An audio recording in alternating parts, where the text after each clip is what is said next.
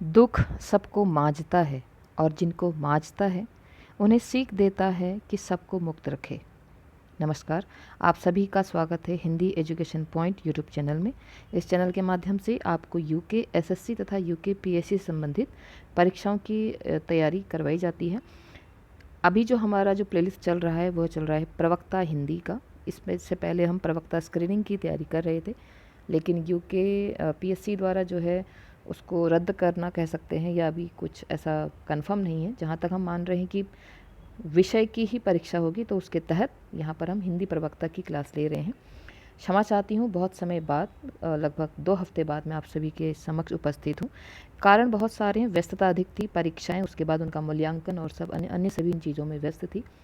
तो जो मैंने आपको स्टार्टिंग में एक पंक्ति बोली वो है सच्चिदानंद हीरानंद वात्स्यायन अज्ञेय जी की पंक्ति कि दुख सबको मांझता है और जिनको मांझता है उन्हें सीख देता है कि सबको मुक्त रखे। और आप सभी साहित्य के विद्यार्थी हैं, तो आप इस पंक्ति का अर्थ बहुत अच्छे से समझ चुके होंगे। तो इससे पहले की क्लास 1 में हमने बात की थी हिंदी साहित्य के इतिहास लेखन की पद्धति की, जिसमें हमने वर्णानुक्रम, कालानुक्रम, वैज्ञानिक और विधेयवादी पद्धति को पढ़ा था। किसने किस पद्धति को अपनाया इस पर भी हमने बात की थी, किसने किस प्रकार ग्रंथों को लिखा इस पर भी हमने बात की थी। आज हमारी क्लास 2 है हिंदी साहित्य के इतिहास लेखन की परंपरा। इसके अंतर्गत कौन कौन आए, पहले किसने लिखा, किस प्रकार से लिखा, किसको अच्छा माना गया, इस पर आज हम बात करेंगे। ठीक है, तो हिंदी साहित्य के इतिहास लेखन की परंपरा, आप सभी को ये कंटेंट कैसा लगता है आप सभी मुझे अपने कमेंट के माध्यम से बता सकते हैं। प्रयास मेरा यही रहेगा कि सिलेबस, क्योंकि अभी हमारे पास समय है, कम से कम 6-7 महीने अभी हमारे पास हैं, तो आगे ऐसा ना हो और मैं कंटिन्यूस अनवरत आपके समक्ष जो है हिंदी साहित्य, प्रवक्ता हिंदी मुख्य विषय संबंधित वीडियो लाते रहूं, ऐसा मेरा प्रयास रहेगा। और आप सभी मेरे प्रयास को जो है कह सकते हैं अप्रिशिएट करने के लिए, आप सभी मुझे मोटिवेट करने के लिए लाइक और कमेंट अवश्य करें। चैनल और नए हैं तो चैनल को सब्सक्राइब जरूर करें। तो स्टार्ट करते हैं वीडियो। हिंदी साहित्य के इतिहास लेखन की परंपरा की हम बात करेंगे, इसमें नोट से हम बात करेंगे, साथ ही इसमें 20 से 21 क्वेश्चन मैं आपके लिए लेके आऊँगी, एमसीक्यू क्वेश्चन, जिस प्रकार से क्वेश्चन फॉर्म होते हैं। और प्रयास करूँगी कि आगे मैं नोट्स कम और क्वेश्चन की प्रैक्टिस ज़्यादा करें। आप मुझे बता सकते हैं कि नोट्स आपको कैसे लग रहे हैं, या मैं सिर्फ डायरेक्ट आपके लिए एमसीक्यू क्वेश्चन लेके आऊँ।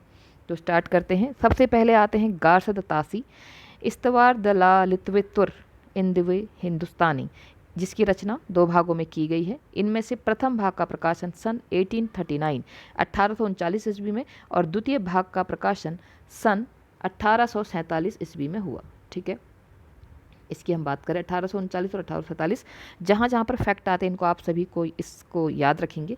अगर बात करें कि इस ग्रंथ में हिंदी और उर्दू के अनेक कवियों का विवरण वर्णानुक्रम से प्रस्तुत होता है। हम किसकी बात करें, किससे प्रस्तुत होता है, वर्णानुक्रम से। किसमें, गारसद तासी में वर्णानुक्रम से प्रस्तुत होता है। ठीक है, और गारसद तासी के इस इतिहास ग्रंथ में अनेक कमियां हैं, माना जाता है, जैसे कि काल विभाजन का कोई प्रयास नहीं है, कवियों का काल क्रमानुसार वर्गीकरण नहीं है, तथा युगीन परिस्थितियों का विवेचन नहीं। फिर भी इस ग्रंथ में पहली बार हिंदी काव्य के इतिहास को प्रस्तुत करने का प्रयास किया गया। तो अगर पूछा जाए कि पहली बार प्रयास किसने किया, तो वह है गारसद तासी। ठीक है, पहली बार प्रयास इसमें किया गया है, अतः इसे इतिहास ग्रंथ कहने में किसी को संकोच नहीं है। तो ये बात थी हमारे गारसद तासी की। और ये एक फ्रेंच विद्वान है। किस भाषा के विद्वान है, फ्रेंच भाषा के विद्वान हैं गारसद तासी, और इन्होंने लिखा है इस्तवार दलालित्वित्वर इंदिवे हिंदुस्तानी। और ये पहला प्रयास है जिसने जो है हिंदी साहित्य का इतिहास लिखा, ये पहला प्रयास है, इसको आप याद रखेंगे। डेट याद रखेंगे, 2 भागों में प्रकाशन हुआ 1839 एंड 1847। अगला है हमारा शिव सिंह सेंगर का। हिंदी साहित्य के इतिहास लेखन की परंपरा में दूसरी महत्वपूर्ण कृति शिव सिंह सरोज, जिसकी रचना शिव सिंह सेंगर ने 1883 में की। डेट आप फैक्ट याद रखेंगे, 1883 में शिव सिंह सरोज जो है जिसकी रचना शिव सिंह सेंगर ने की है। अगर हम बात करें, इसमें लगभग 1000 बड़े छोटे कवियों का जीवन चरित है, उनकी साहित्यिक कृतियाँ एवं कविता के उदाहरण दिए गए हैं। उन्होंने प्राय सभी कवियों का रचनाकाल एवं जन्मकाल भी दिया है। यद्यपि आज उनमें से अधिकांश जो है अविश्वसनीय है। इतिहास लेखन के लिए जिस तटस्थता, पर्यवेक्षण एवं वर्गीकरण की क्षमता की अपेक्षा की जाती है, उनका नितांत अभाव यहाँ पर देखा गया है। अनेक त्रुटियों से युक्त होने पर भी शिव सिंह सरोज में तत्कालीन समय पर उपलब्ध हिंदी कविता संबंधी जानकारी को एक स्थान पर एकत्र करने का सराहनीय प्रयास किया गया है। अगर हम हिंदी कविता की बात करें तो सराहनीय प्रयास इसमें शिव सिंह सेंगर का है, इसलिए इसको हम सराहनीय प्रयास कहेंगे, और कई सारी त्रुटियों के बाद भी इसको हम मानते हैं। अब आगे बढ़ते हैं। आगे हैं हमारे सर जॉर्ज ग्रियर्सन, और इन्होंने लिखा है 1888 में the modern vernacular literature of Hindustan, ठीक है। और इसकी अगर हम सन की बात करें 1888 है। ग्रंथ का प्रकाशन एशियाटिक सोसाइटी ऑफ बंगाल की पत्रिका के विशेषांक के रूप में करवाया गया। इसको भी आप नोट करेंगे, ठीक है, नोट करने वाला है। अनेक विद्वानों ने, जिनमें डॉक्टर किशोरीलाल गुप्त प्रमुख हैं, इस ग्रंथ को ही सही अर्थों में हिंदी साहित्य का प्रथम इतिहास माना। अगर प्रश्न आता है, ध्यान देंगे, अगर प्रश्न आता है कि डॉक्टर किशोरीलाल गुप्त, नोट कर सकते हैं, डॉक्टर किशोरीलाल गुप्त ने हिंदी साहित्य का प्रथम इतिहास किसे माना है, तो वो क्या होगा आपका सर जॉर्ज ग्रियर्सन का the modern vernacular literature of Hindustan. लेकिन वैसे कौन सा है, गार्डर तासी का इस्तवार द ला लिटरेचर एंडो हिंदुस्तानी, ठीक है। इस इतिहास ग्रंथ में पहली बार कवियों और लेखकों का कालक्रम है और साथ ही उनकी प्रवृत्ति पर भी प्रकाश डाला गया है। आगे बढ़ते हैं, आगे हैं हमारे जो है मिश्र बंधु हैं। मिश्र बंधु को पढ़ते हैं। मिश्र बंधु विनोद इनकी रचना है जो 4 भागों में विभाजित है, ठीक है, 4 भागों में विभाजित है। प्रथम 3 भाग आए हैं 1913 और चौथा भाग आया है 1914 में। मिश्र बंधु विनोद इनको कहा जाता है, ठीक है। और मिश्र बंधु विनोद एक विशालकाय ग्रंथ है। अगर विशालकाय ग्रंथ की बात करें तो मिश्र बंधु विनोद एक विशालकाय ग्रंथ है जिसमें लगभग 5000 कवियों में, याद रखेंगे, 5000 कवियों का वर्णन किसने किया है, मिश्र बंधु विनोद ने किया है। एक इस इतिहास ग्रंथ में पहली बार काल विभाजन का समुचित प्रयास किया गया। अगर प्रश्न आता है पहली बार काल विभाजन का समुचित या उचित प्रयास किस में किया गया है, तो मिश्र बंधु विनोद में किया गया है। ध्यान रखेंगे, नोट्स बनाएंगे। उन्होंने सारे रचना काल को 8 काल खंडों में बांटा है। अगर हम बात करें 8 काल खंडों में बांटा है। विभिन्न काल खंडों के कवियों का परिचयात्मक विवरण प्रस्तुत करते हुए उनके साहित्यिक महत्व को उजागर किया है। उन्होंने तुलनात्मक पद्धति का अनुसरण करते हुए कवियों की श्रेणियां बनाने का प्रयास भी किया है, ठीक है। तो ये बात हो रही है किसकी, मिश्र बंधु की। 5000 कवियों का वर्णन है। काल का अगर हमको बोलें तो समुचित जो प्रयास किया है वो मिश्र बंधु ने ही किया है, ठीक है। अगर हम बात करें तो आचार्य रामचंद्र शुक्ल जी कहते हैं मिश्र बंधु विनोद के विषय में कि रीतिकाल के कवियों के परिचय लिखने में मैंने प्राय उक्त ग्रंथ यानी कि मिश्र बंधु विनोद से ही विवरण लिए हैं। जो रीतिकाल का वर्णन जो है रामचंद्र शुक्ल ने भी कहाँ से लिए हैं, मिश्र बंधु विनोद से लिए हैं। इस बात का ध्यान रखेंगे। अगला है हमारा आचार्य रामचंद्र शुक्ल। 1929 ईस्वी में इन्होंने लिखा हिंदी साहित्य का इतिहास। कब लिखा है, 1929 में लिखा है। अगर हम इनकी बात करें तो शुक्ल जी ने मिश्र बंधुओं के काल विभाजन पर टिप्पणी करते हुए लिखा है, सारे रचना काल को केवल आदि, मध्य, पूर्व, उत्तर इत्यादि खंडों में आंख मूंद कर बांट देना, यह भी ना देखना कि किस खंड के भीतर क्या आता है क्या नहीं, किसी व्रत संग्रह का इतिहास नहीं बन सकता। तो उन्होंने कहीं ना कहीं मिश्र बंधुओं से रीतिकाल तो लिया तो है, लेकिन उनके जो काल विभाजन है उस पर टिप्पणी की है। अब जब कोई काल विभाजन पर टिप्पणी करेगा इसका मतलब स्वयं से उस पर एक डिटेल काल विभाजन करेगा, है ना। तो ऐसे इन्होंने किया है। शुक्ल जी ने हिंदी साहित्य के 900 वर्षों के इतिहास को 4 कालों में विभक्त किया, उसका नामकरण किया है। ये बहुत ही प्रसिद्ध है और ये पूछा जाता है। आप इसको या तो इसका स्क्रीनशॉट ले लीजिए या नोट्स बना लीजिए, इसको आप याद कर लीजिए, ठीक है। तो ये है जो है हिंदी साहित्य के 900 वर्षों के इतिहास को 4 कालों में विभक्त कर उसका नामकरण भी किया। उसको हम देखते हैं। सबसे पहले है आदिकाल, जिसको वीर गाथा काल नाम इन्होंने दिया। संवत 1050 से 1375, ठीक है, 1375।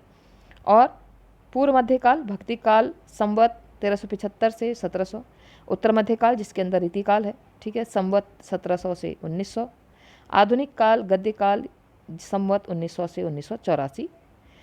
अब इसकी हम बात करते हैं तो शुक्ल जी का यह काल विभाजन अपनी सरलता और स्पष्टता के कारण अत्यंत लोकप्रिय हुआ और परवर्ती इतिहास के लेखकों ने यानी कि इनके बाद आए हुए इतिहास लेखकों ने थोड़े बहुत परिवर्तन के इसी को आधार बनाकर अपने काल विभाजन एवं कालों के नामकरण प्रस्तुत किए। शुक्ल जी द्वारा दिए गए वीर गाथा काल, अब आप ध्यान रखेंगे ये जो वीर गाथा काल है किसने दिया है, ये शुक्ल जी ने दिया है। किसको, अगर प्रश्न आता है आदिकाल को वीर गाथा काल किसने कहा है, आचार्य रामचंद्र शुक्ल ने कहा है। तो शुक्ल जी द्वारा दिए गए वीर गाथा काल नाम पर सबसे अधिक आपत्ति की गई, अन्यथा शेष कालों को ज्यों का त्यों प्रवृत्ति यानी कि बाद के इतिहासकारों ने प्राय स्वीकार कर लिया। आचार्य शुक्ल ने भक्ति काल को निर्गुण एवं सगुण, ध्यान रखेंगे इसको हम थोड़ा सा नोट्स देखते हैं यहाँ पर, ये कई बार पूछा जाता है। आचार्य शुक्ल ने भक्ति काल को निर्गुण एवं सगुण, ठीक है, एक तो निर्गुण कहा और एक क्या कहा, सगुण कहा। और आपके 10th में अगर आप LT की तैयारी कर रहे हैं, आपने LT भी पढ़ा होगा, तो उसमें देखिए निर्गुण और सगुण पे सूरदास भी यहाँ चैप्टर है, तो इसी प्रकार से इंपॉर्टेंट हो जाती हैं चीज़ें। तो भक्ति काल को निर्गुण एवं सगुण धाराओं में विभक्त कर उन्हें क्रमशः 2-2 उपविभाग बनाए, है ना। फिर इसके भी उपविभाग बनाए, जिसमें ज्ञानाश्रय, प्रेमाश्रय और राम भक्ति एवं कृष्ण भक्ति। ठीक है, कृष्ण भक्ति शाखाएं वर्गीकृत किया। रीतिकालीन कवियों के वर्गीकरण में भी उन्होंने अपनी प्रतिभा का परिचय देते हुए रीतिबद्ध, रीतिसिद्ध और रीतिमुक्त कवियों को स्थान दिया। अगर हम बात करते हैं रीतिबद्ध, रीतिसिद्ध, रीतिमुक्त किसने किया है, तो शुक्ल जी ने किया है। और रीतिकालीन कवियों के आचार्यत्व पर भी उन्होंने सूक्ष्मता से विचार करते हुए अपने निष्कर्ष दिए हैं। ये बात हम किसकी करें, आचार्य रामचंद्र शुक्ल की। आचार्य रामचंद्र शुक्ल से संबंधित कोटेशन बहुत पूछी जाती हैं। ठीक है, उनके द्वारा दिए गए नाम, उनके द्वारा किसी कवि पर टिप्पणी, जैसे अभी हमने इससे पहले पढ़ी थी कि जैसे मिश्र बंधु विनोद पर उन्होंने कहा कि वहाँ से उन्होंने रीतिकाल तो लिया लेकिन उनके काल विभाजन पर उन्होंने टिप्पणी की है। इस प्रकार शुक्ल जी को जहाँ पर भी आप दिखते हैं आप उनको जरूर नोट करें। जैसे अगर हम बात करें कि हम कहते हैं कि तुलसी के प्रति उनका मोह था, किनका, रामचंद्र शुक्ल का, और कबीर के प्रति थोड़ा वो निर्मोही थे। ये निर्मोही सेंस थोड़ा सा उनके विचार जो है कबीर से नहीं मिलते थे, क्योंकि आप सभी जानते हैं जो रामचंद्र शुक्ल जी हैं वो ब्राह्मण थे, पंडित थे, और कबीर दास ने किसी भी धर्म को नहीं माना है। कई बार जो है अपनी रचनाओं से हर जाति को कहीं ना कहीं कटाक्ष किया है। तो इस कारण हो सकता है कि आचार्य रामचंद्र शुक्ल जो हैं वो तुलसी को अपना प्रिय मानते थे या उनके प्रति मोह रखते थे। ठीक है, अब आगे बढ़ते हैं।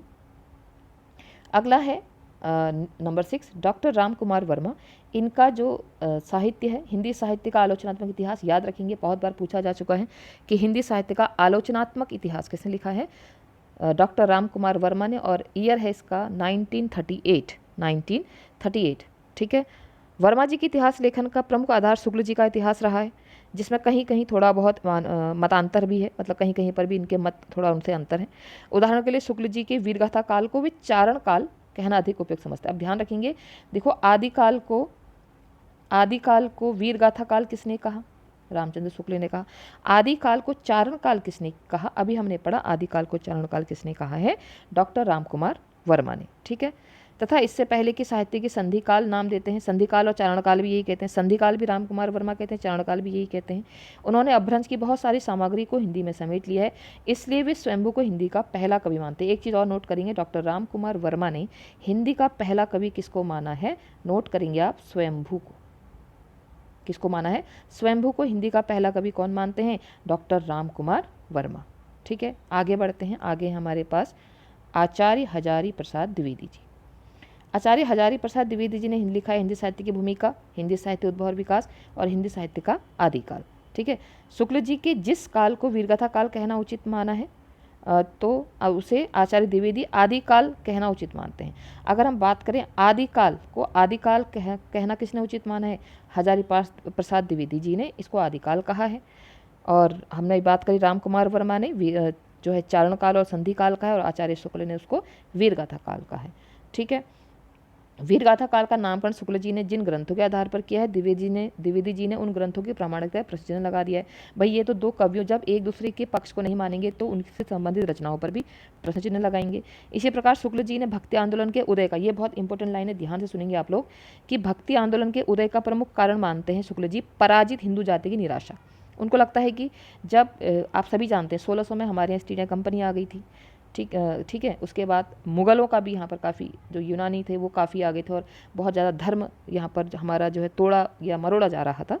तो उसमें शुक्ल जी ने यह कहा है कि भक्ति आंदोलन का उदय इस कारण हुआ क्योंकि जो हिंदू जाति थी वो निराशा की स्तर पर पहुँच चुकी थी। वहीं द्विवेदी जी इसका खंडन करते हुए कहते नहीं कि भक्ति का उदय इस्लाम के प्रभाव से नहीं हुआ। वो मानते हैं कि भक्ति का उदय इस्लाम के प्रभाव से नहीं हुआ, क्योंकि आचार्य शुक्ल तो ये मानते हैं कि जब इस्लामी आक्रमण हुए तो हिंदू जाति निराशा में थी, दुख में थी, तब उसने भगवान को याद किया। जबकि आचार्य द्विवेदी जी ये कहते हैं कि नहीं, भक्ति तो क्या है, अपने आप से निकलने वाली एक अनुभूति है, वो किसी के प्रभाव से नहीं आ सकती। ये आचार्य द्विवेदी जी का मानना था। ठीक है, अब यहाँ पर एक डॉक्टर गणपति चंद्र गुप्त ने आचार्य हजारी प्रसाद द्विवेदी के योगदान पर चर्चा करते हुए लिखा है, इसको ध्यान रखेंगे। गणपति चंद्र गुप्त के भी कोटेशन पूछे जाते हैं।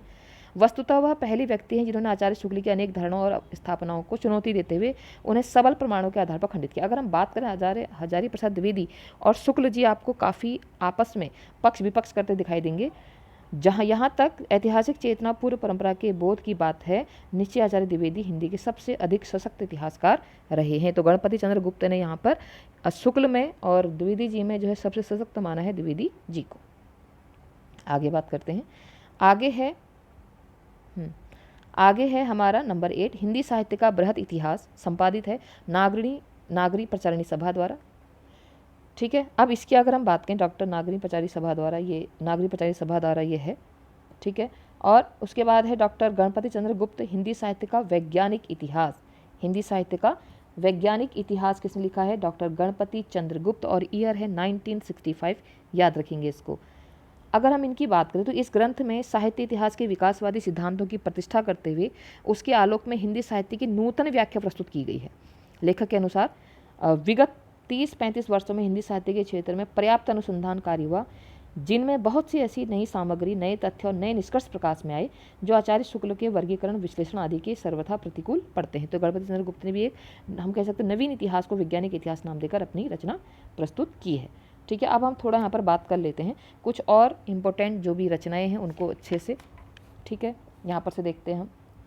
तो सबसे पहले है हमारे पास गार्हस्थ्यतासी का, जिसमें हमने बात करी गार्हस्थ्यतासी इस्तवार द लितुवेत्तुर एंदो हिंदुस्तानी। अगर हम इसकी बात करें तो इसकी रचना हुई है 1839 में। ये फ्रेंच भाषा में लिखा गया है, इंपॉर्टेंट है, याद रखेंगे। ये कौन सी भाषा में लिखा गया है? फ्रेंच भाषा में लिखा गया है, और हिंदी साहित्य के इतिहास का प्रथम ग्रंथ इसे माना जाता है। गार्हस्थ्यतासी ने लिखा है इस्तवार द ला लितुवेत्तुर एंदो हिंदुस्तानी, 1839 में लिखा गया, फ्रेंच भाषा में लिखा गया, हिंदी साहित्य के इतिहास का प्रथम ग्रंथ इसको माना जाता है। बात करते हैं शिव सिंह सेंगर यानी कि शिव सिंह सरोज की। ठीक है, तो ये लिखा गया है 1883 में लिखा गया है, और लगभग 1000 कवियों का इसमें वर्णन है, जीवन व्रत है, रचनाएं हैं। ठीक है, अगर बात करते हैं जॉर्ज ग्रियर्सन की, जॉर्ज ग्रियर्सन, ये हैं George Grierson, the modern vernacular literature of Hindustan. तो इसकी रचना कब हुई है? इसकी रचना हुई है 1888 में। इसमें कवियों का काल क्रमानुसार वर्गीकरण है। अगर हम बात करें कवियों का पहली बार काल क्रमानुसार वर्गीकरण कहाँ मिलता है? तो जॉर्ज ग्रियर्सन के the modern vernacular literature of Hindustan में मिलता है। काल विभाजन का पहला प्रयास, याद रखेंगे, नोट करेंगे, काल विभाजन का पहला प्रयास भी हमको यही मिलता है, और पूर्व रचनाओं का आधार स्रोत इसको बनाया जाता है। अब बात करते हैं मिश्र बंधु विनोद की। मिश्र बंधु विनोद की, तो मिश्र बंधु विनोद ये लिखा गया है 1913 में। इसमें 5000 कवियों को स्थान मिला है, और काल विभाजन का यह भी पहला प्रयास माना जाता है। अब आते हैं बात आचार्य रामचंद्र शुक्ल, हिंदी साहित्य का इतिहास, 1929 इसका रचना काल है, काल विभाजन है, इतिहास दर्शन है, नामकरण का सुस्पष्ट आधार है, जिस पर भी हमने बात करी थी। ठीक है, रचनाओं का साहित्यिक मूल्यांकन भी इसमें किया गया है। आगे बढ़ते हैं, आचार्य हजारी प्रसाद द्विवेदी जी, इनकी 3 रचनाएं हैं, हिंदी साहित्य की भूमिका, हिंदी साहित्य का आदिकाल, हिंदी साहित्य का उद्भव और विकास। ठीक है, अब बात करते हैं डॉक्टर राम कुमार वर्मा, हिंदी साहित्य का आलोचनात्मक इतिहास। इसकी बात करते हैं 1938 में ये लिखा गया है। इसके बाद है डॉक्टर राम कुमार वर्मा, हिंदी साहित्य का आलोचनात्मक इतिहास, ये हो गया हमारा। ठीक है, उसके बाद है डॉक्टर धीरेन्द्र वर्मा, हिंदी साहित्य, डॉक्टर धीरेन्द्र वर्मा का हिंदी साहित्य है। फिर डॉक्टर भागीरथ मिश्र का हिंदी काव्य शास्त्र का इतिहास, डॉक्टर नागेंद्र का रीति काव्य की भूमिका, ये इंपॉर्टेंट है, ध्यान रखना, डॉक्टर नागेंद्र भी बहुत पूछे जाते हैं। डॉक्टर नागेंद्र का है रीति काव्य की भूमिका, डॉक्टर गणपति चंद्र गुप्त का हिंदी साहित्य का वैज्ञानिक इतिहास, विश्वनाथ प्रसाद मिश्र हिंदी साहित्य का अतीत, ये भी पूछा जाता है, कई बार पूछा जा चुका है, इसको भी नोट करेंगे। प्रभुदयाल मित्तल का है चैतन्य संप्रदाय उसका साहित्य, परशुराम चतुर्वेदी का उत्तरी भारत की संत परंपरा, ये कुछ नोट करे हैं मैंने, आप नोट कर सकते हैं। डॉक्टर नलिन विलोचन शर्मा का हिंदी साहित्य का इतिहास दर्शन, पंडित महेश दत्त शुक्ल का हिंदी काव्य संग्रह, रामनेश त्रिपाठी का है कविता कौमुदी 2 भाग, बाबू श्याम सुंदर दास का हिंदी भाषा और साहित्य, ये भी पूछा जा चुका है, बाबू श्याम सुंदर दास वाला भी पूछा जा चुका है, ये भी इंपॉर्टेंट है। ठीक है, अगला है सूर्यकांत शास्त्री का हिंदी साहित्य का विवेचनात्मक इतिहास, कृपाशंकर शुक्ल का आधुनिक हिंदी साहित्य का इतिहास, नागनी प्रचारित सभा काशी हिंदी साहित्य का वृहद इतिहास, 16 खंडों में इसके पृष्ठभाग में रीतिकाल का संपादन डॉक्टर नगेंद्र ने किया है। जहाँ पर रीतिकाल का संपादन की बात आएगी डॉक्टर नगेंद्र ने किया है। डॉक्टर बच्चन सिंह का आधुनिक हिंदी साहित्य का इतिहास, डॉक्टर रामस्वरूप चतुर्वेदी हिंदी साहित्य और संवेदना का इतिहास, ये भी पूछा जाता है कई बार, डॉक्टर रामस्वरूप चतुर्वेदी हिंदी साहित्य और संवेदना का विकास, और डॉक्टर टिकम सिंह तोमर का है हिंदी वीर काव्य। ठीक है, अब यहाँ से हम कुछ क्वेश्चन आंसर की बात करते हैं। यहाँ पर लगभग मैंने 20 क्वेश्चन लिए हैं। क्वेश्चंस का सिलेक्शन आपको कैसा लगेगा आप ज़रूर मुझे बताएं, और इसके बाद मैं प्रयास करूँगी कि इसमें कंटिन्यूस आगे भी क्वेश्चंस लेके आऊँ, क्योंकि क्वेश्चंस आप ज़्यादा अच्छे समझते हैं ऐसा मुझे लगता है, क्योंकि बुक सभी के पास है, नोट सभी के बने हुए हैं। तो क्वेश्चंस का ही प्रैक्टिस अगर आप चाहते हैं तो आप मुझे कमेंट बॉक्स में लिख सकते हैं। ठीक है, तो पहला प्रश्न है इनमें से असत्य कथन कौन सा है? शुक्ल जी का इतिहास ग्रंथ सन 1929 ईस्वी में प्रकाशित हुआ। गार्हस्थ्य तासी हिंदी साहित्य के इतिहास का प्रथम लेखक है। शिव सिंह सरोज में लगभग 1000 कवियों का विवरण है। हिंदी साहित्य का आदिकाल डॉक्टर नगेंद्र की रचना है। तो क्वेश्चन नंबर 1 का सही आंसर क्या होगा? आप भी सोचते रहिए, ठीक है, क्योंकि आपको भी उत्तर देना इसमें। ये तो हमारा सब अभी पढ़ा हुआ रचना है। तो हिंदी साहित्य का आदिकाल किसकी रचना है? डॉक्टर नगेंद्र की रचना नहीं है, ये हजारी प्रसाद द्विवेदी की रचना है। ठीक है, तो यही हमारा जो ऑप्शन नंबर डी है ये असत्य कथन है। ठीक है, अगला प्रश्न है, इनमें से अशुद्ध जोड़ा छांटिए। राजस्थानी भाषा और साहित्य मोतीलाल मेनारिया। हिंदी साहित्य का वैज्ञानिक इतिहास डॉक्टर गणपति चंद्र गुप्त। हिंदी साहित्य का वैज्ञानिक इतिहास sir George Grierson. Shiv Singh Saroj, Shiv Singh Sengar. तो इसका जो अशुद्ध जोड़ा है वह हिंदी साहित्य का वैज्ञानिक इतिहास सर जॉर्ज ग्रियर्सन नहीं है। कौन है? डॉक्टर गणपति चंद्र गुप्त हैं, उसमें ऊपर लिखा हुआ है पहले। तो हमारा सी जो हो जाएगा ये हमारा सही आंसर है। अगला प्रश्न है, हिंदी साहित्य के सर्वप्रथम इतिहास ग्रंथ का रचनाकाल क्या है? ठीक है, आप कमेंट बॉक्स में बताएंगे उसका नाम क्या है। तो 1883, 1839, 1750 या 1929। तो हिंदी साहित्य के सर्वप्रथम इतिहास ग्रंथ का रचनाकाल है 1839। Option number B is the right answer. अगला प्रश्न है, हिंदी साहित्य के इतिहास का सर्वप्रथम किस भाषा में लिखा गया? ये भी हमने बात की थी, अंग्रेजी में, उर्दू में, हिंदी में या फ्रेंच में। तो लिखा गया है फ्रेंच भाषा में, फ्रेंच विद्वान द्वारा लिखा गया है। उनका नाम आप कमेंट बॉक्स में अवश्य लिखें। उस इतिहास ग्रंथ का नाम बताइए जिसमें लगभग 5000 कवियों का विवरण संकलित है। इसमें हमने बात करी थी मिश्र बंधु विनोद, शिव सिंह सरोज, हिंदी साहित्य का अतीत या हिंदी साहित्य का इतिहास।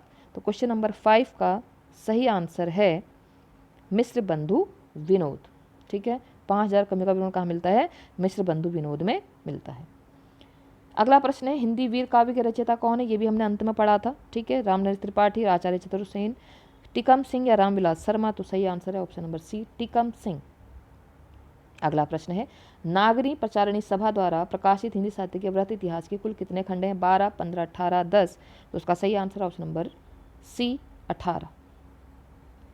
अगला प्रश्न है, नागरी प्रचारणी सभा काशी द्वारा प्रकाशित हिंदी साहित्य के वृहत इतिहास 6वें खंड रीतिकाल के संपादक कौन है? ये भी हमने पढ़ा था अभी, आपको आंसर आता होगा। आचार्य शुक्ल, हजारी प्रसाद द्विवेदी, डॉक्टर नगेंद्र या नामवर सिंह। तो सही आंसर है option number C, doctor Nagendra. अगला प्रश्न, कविता कौमुदी के रचयिता कौन है? ये भी हमने पढ़ा था, श्याम सुंदर दास, सूर्यकांत शास्त्री, रसखान या राम नरेश त्रिपाठी। तो उसका सही answer option number D, Ram Naresh Tripathi Kavita Kaumudi के रचयिता हैं। अगला प्रश्न है, हिंदी साहित्य का इतिहास दर्शन नामक ग्रंथ के लेखक कौन है? विजेंद्र स्नातक, doctor Nalin Vilochan Sharma, doctor Namvar Singh, doctor विनय मोहन। तो हिंदी साहित्य का इतिहास दर्शन के लेखक कौन है? Doctor Nalin Vilochan Sharma is the right answer, option number B. अगला प्रश्न है, इनमें से कौन सी पुस्तक हजारी प्रसाद द्विवेदी की नहीं है? ध्यान देंगे, नहीं है। ठीक है, हिंदी साहित्य की भूमिका, रीतिकाव्य की भूमिका, हिंदी साहित्य का आदिकाल या हिंदी साहित्य का उद्भव और विकास। तो आप सभी जानते हैं रीतिकाव्य की भूमिका इनकी रचना नहीं है, बाकी 3 इनकी रचनाएं हैं। ठीक है, आगे बढ़ते हैं। अगला प्रश्न है, कवि वचन सुधा के संपादक का नाम बताइए। बालकृष्ण भट्ट, भारतेंदु, देवकीनंदन खत्री या प्रेमचंद। तो कवि वचन सुधा के संपादक हैं ऑप्शन नंबर बी, भारतेंदु। ठीक है, भारतेंदु हरिश्चंद्र की यहाँ पर बात हो रही है। अगला प्रश्न है, बालकृष्ण भट्ट किस पत्र के संपादक थे? इंपॉर्टेंट क्वेश्चन है। ब्राह्मण, मर्यादा, हिंदी प्रदीप या सुधा। तो option number C, Hindi Pradeep के ये क्या है? संपादक हैं। कौन? बालकृष्ण भट्ट। अगला प्रश्न, प्रजा हितैषी साप्ताहिक पत्र का प्रकाशन कहाँ से होता था? सभी इसमें इंपॉर्टेंट प्रश्न है, आप सभी इनको लर्न करें, नोट करें, कुछ भी करें। कानपुर, उज्जैन, बरेली या आगरा। तो प्रजा हितैषी साप्ताहिक पत्र का प्रकाशन कहाँ से होता था? ऑप्शन नंबर डी, आगरा से होता था। क्वेश्चन नंबर 15, उदंत मार्तंड का प्रकाशन कहाँ से होता था? दिल्ली, कलकत्ता, इंदौर या काशी। तो क्वेश्चन नंबर 15 का सही आंसर है ऑप्शन नंबर बी, कलकत्ता से होता था। किसका प्रकाशन? उदंत मार्तंड का। क्वेश्चन नंबर 16 है, ब्राह्मण पत्र के संपादक कौन थे? पंडित प्रताप नारायण मिश्र, गणेश शंकर विद्यार्थी, महावीर प्रसाद द्विवेदी, बालकृष्ण भट्ट। तो ब्राह्मण पत्र के संपादक कौन थे? पंडित प्रताप नारायण मिश्र ब्राह्मण पत्र के संपादक थे, ध्यान रखेंगे। अगला प्रश्न है, सरस्वती पत्रिका का प्रकाशन कब से हुआ? बहुत इंपॉर्टेंट पत्रिका है सरस्वती पत्रिका। 1900, 1910, 1903, 1890। तो उसका प्रकाशन हुआ है ऑप्शन नंबर ए, 1900 में। अगला प्रश्न है, सरस्वती पत्रिका की यशस्वी संपादक का नाम। देखिए, प्रथम नहीं पूछा जा रहा है, प्रथम कोई और है। आप कमेंट बॉक्स में जरूर लिखिए कि सरस्वती पत्रिका के प्रथम संपादक कौन थे। यशस्वी, जिन्होंने काफ़ी समय तक सरस्वती पत्रिका का संपादक तो संभाला, प्रेमचंद, महावीर प्रसाद द्विवेदी, हजारी प्रसाद द्विवेदी या माधव सप्रे? तो उसका सही उत्तर है option number B, Mahavir Prasad Dwivedi ji इसके यशस्वी संपादक माने जाते हैं। अगला प्रश्न है, गणेश शंकर विद्यार्थी कानपुर से कौन सा पत्र निकालते थे? ब्राह्मण, प्रताप, हिंदी प्रतीप या माधुरी? तो क्वेश्चन नंबर 19 का सही आंसर है, गणेश शंकर विद्यार्थी जी कानपुर से निकालते थे प्रताप, पत्र निकालते थे प्रताप। अगला प्रश्न है, दुलारे लाल भार्गव के संपादकत्व में कौन सी पत्रिका लखनऊ से निकलती थी? सुधा, प्रभा, माधुरी या इंदु?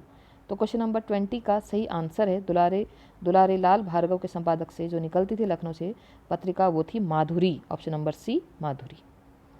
तो आज एक एक्स्ट्रा क्वेश्चन आप लोगों के लिए, आशा करती हूँ कि अगली बार अधिक क्वेश्चन लेके आऊँ। आप सभी बताना कि नोट्स के साथ क्वेश्चन लाऊं या सिर्फ क्वेश्चन की सीरीज लाऊं, जरूर मुझे कमेंट बॉक्स में कमेंट अवश्य करें। हिंदी का धार्मिक मासिक पत्र कौन सा है? हिंदी अब इसमें से देखिए कुछ मासिक होंगे, कुछ साहित्यिक होंगे, कुछ कैसे होंगे, तो हमें सिर्फ धार्मिक मासिक पत्र जानना है इनमें से, ठीक है, इनमें से जानना है। वर्तमान साहित्य, सरस्वती, कल्याण या विश्वामित्र? तो उसका सही उत्तर है ऑप्शन नंबर सी कल्याण। ये क्या है? ये हिंदी का धार्मिक मासिक पत्र है। तो आज हमने बात की यहाँ पर किन की? आज हमने यहाँ पर बहुत सारी चीज़ों की बात करी, जिसमें हमने लेखन समझा, ठीक है, काल विभाजन समझा। आगे इसी क्रम में सिलेबस के अनुसार हम आगे और भी तथ्य पढ़ेंगे, साथ ही एमसीक्यू क्वेश्चन के प्रैक्टिस सेट भी मैं यहाँ पे लेके आऊँगी। आपको चैनल में बताएगी बातें कैसी लग रही हैं, आपको एक्सप्लेनेशन सिलेबस के अनुसार कैसा लग रहा है, आप सभी मुझे कमेंट बॉक्स में लिखिए, अप्रिशिएट कीजिए और अपनी तैयारी करते रहिए, क्योंकि हमारे पास सिर्फ परीक्षा ही एक माध्यम है अपने आप को निखार कर अपने लक्ष्य तक को पाने के लिए। तो उसके लिए हमको अपना 100% देना है, ये बात सोच के आप अपनी तैयारी करते रहिए और पूरा प्रयास करूँगी कि मैं इसको कंटिन्यू करूँ, ठीक है। व्यस्तता को थोड़ा सा नकारते हुए अपनी तैयारी करते हुए मैं आपको कंटेंट आगे देते रहूं। आप सभी अपने लाइक्स कमेंट द्वारा मुझे मोटिवेट करते रहें। आज के लिए इतना ही। आप सभी का दिन शुभ हो। बहुत बहुत धन्यवाद।